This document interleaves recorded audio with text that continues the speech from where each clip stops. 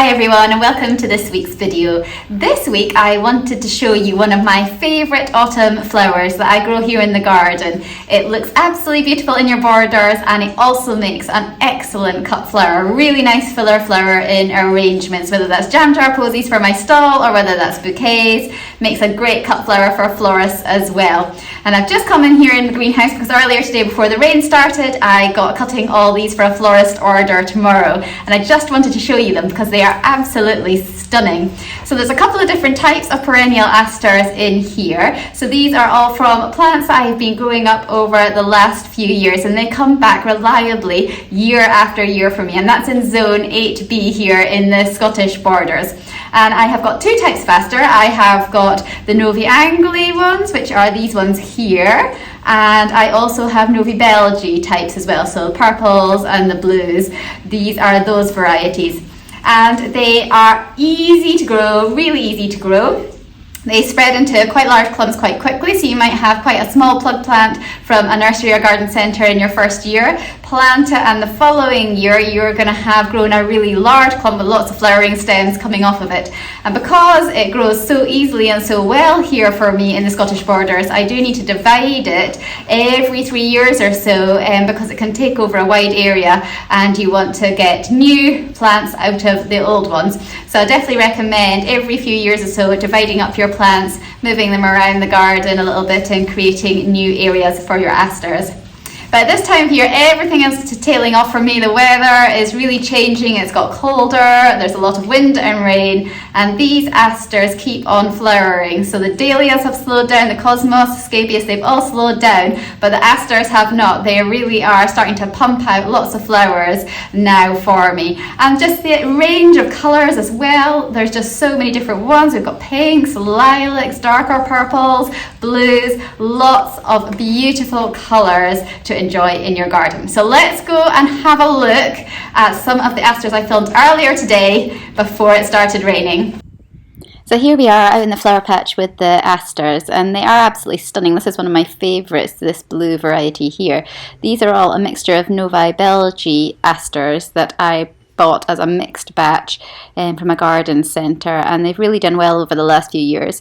These are actually ones that I have split up and divided earlier on this year and replanted up in the top flower patch. And this is a nice sunny area with good free draining soil, and it's the ideal position for them to grow into good sturdy plants over the next couple of years. Asters tend to be really fast growing, so they will make large clumps very quickly over a couple of years. So there are ones that you can regularly divide by putting your two forks in backwards and pulling apart, or else if you've got quite a tough group of asters, you can put a sharp spade, divide down the middle of them, and then split it into smaller clumps to replant in an area of your garden. And this just keeps the plant vigorous and keeps producing nice new clumps for you with nice good flowering stems, and they'll come back year after year. There's so many nice asters to enjoy in the garden. And for me, they start flowering in about mid to late September and then go all the way through October and even into November.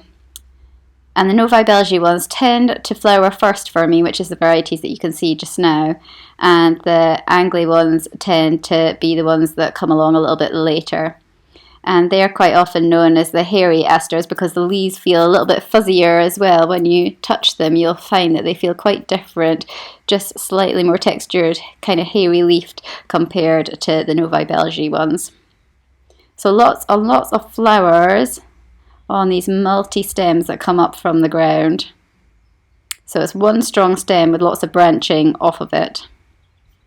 And at the end of flowering, you can cut back the stems hard to the ground and cover them with a mulch for the winter time, and then they'll come away again for you in the spring next year.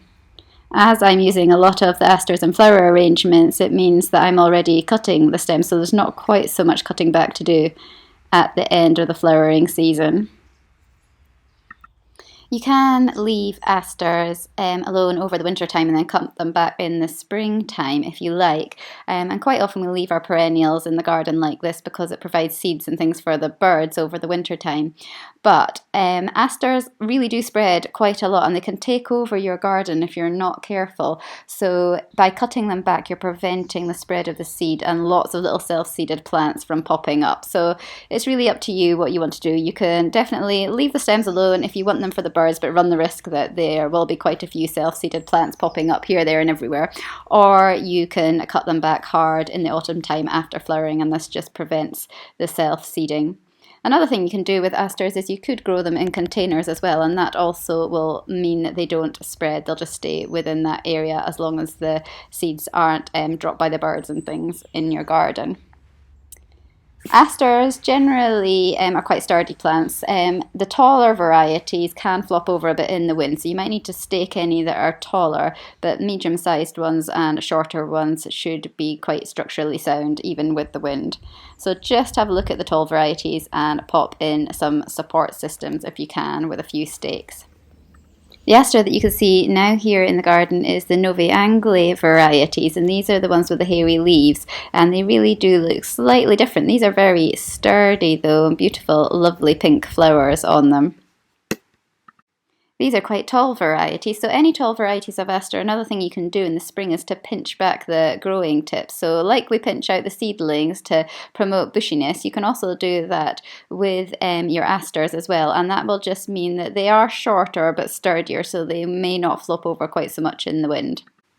In terms of watering, here in Scotland in Zone 8B it tends to be really quite wet and damp, so shouldn't need to do a lot of watering.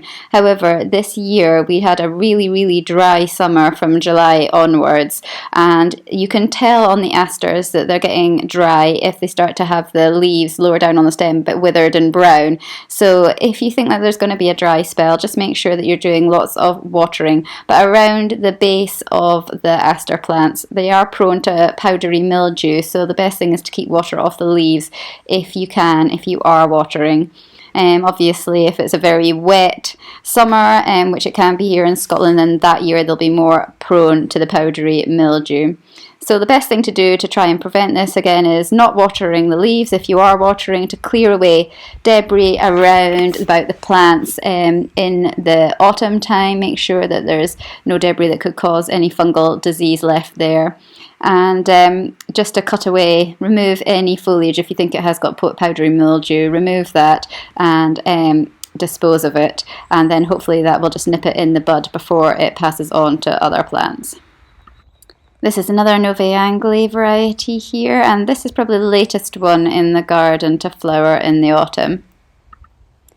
The flowers are beautiful on asters, but even before the flowers have come, I sometimes use the foliage on the asters in my bouquets because it works really well, holds up nicely, and because it branches from this single stem into lots of side branches, it's really good for using in bouquets. Another great thing about the asters is that the bees and butterflies in the garden love them, so it is a good source of flowers for them at the tail end of the season. So lots and lots to love about asters. Fantastic colours, lots of choice of colours, lovely branching stems with multiple small delicate flowers on them which show off larger flowers like the dahlias really well. They have fantastic vase life. They don't need any special conditioning. Just put them in a bucket of water for a few hours before using them, and then you should get a good couple of weeks out of them in a vase at home. So a fantastic flower, and I really do recommend it for your autumn garden.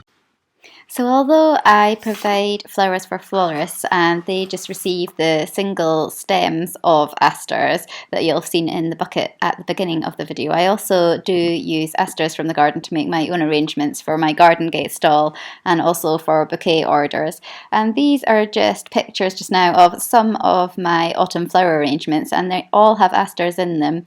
And you'll be able to see that they are not the focal flowers within an arrangement, but they definitely sit really nicely around the main feature flowers such as the dahlias and the scabious and the cosmos. and they provide this lovely filler flower that you can add to arrangements, and it just means that it sets off an arrangement nicely. Quite often the asters have flowers that are already out, but they also have a lot of buds in arrangements where they are still yet to flower, and they'll open up gradually over the week or two that somebody's enjoying their flowers at home. And all the different colours that you can use, they really add to an arrangement too. You can mix and match purples and blues and pinks together, and then you've got white ones that I often put in with my orange dahlias and my yellow rudbeckia. So lots and lots of colours of asters that you can do different things with. And because there's nice long stems as well, they're great for bouquets like this. And then you've got shorter stemmed asters which are good for jam jars. Thanks so much for watching today's video all about one of my favourite autumn flowers, and it was great to have a look at them in the garden as well before it started raining this morning. Next week I'm going to have a video out where I just show you how I make a simple jam jar arrangement using some of the asters and the other flowers in the garden at this time of year, so tune in for that if you'd like to see what I do with some of the asters to make a nice arrangement for this stall. If you're enjoying the videos at the moment, please do hit the subscribe button and share with your family and friends. It's great to have you all following along, and I really enjoy getting all your comments and replying to you and talking about your gardens and your flowers. And we've got lots coming up in the coming months. When it is past the October holidays from school, I'm going to have a look at doing a video on some of my favourite flower books, so that might provide a bit of inspiration for your Christmas shopping this year. If you're like me, there's nothing better than having a good book at home to look through to give you inspiration for your garden and flower growing next year.